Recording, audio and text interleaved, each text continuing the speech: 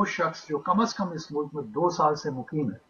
جو 2 سال سے مقیم ہے اور ان لافل اسٹیٹس میں ہے، اور آئس اسے اریسٹ کر لیتی ہے اور جج کے سامنے لے کے آتے ہیں، تو اس میں اس کو ایکسپیڈائٹڈ ریموول کا اس کی زد میں مت لے کے آئیے، بلکہ اس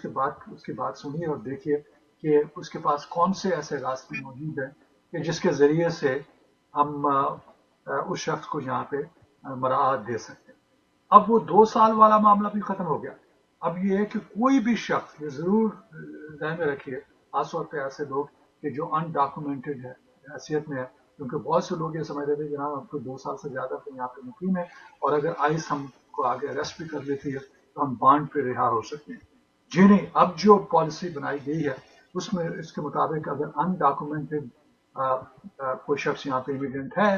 اور وہ 10 سال سے بھی یہاں پہ رہ رہا ہے، تو اس سے بھی یہ حق جو ہے اصل واپس لے لیا گیا بانڈ کا، اور ججز کہیں گے کہ ہمارے پاس تو کسی شخص کو بانڈ دینے کا اختیار ہی نہیں ہے، یہ پاور ہی نہیں ہے۔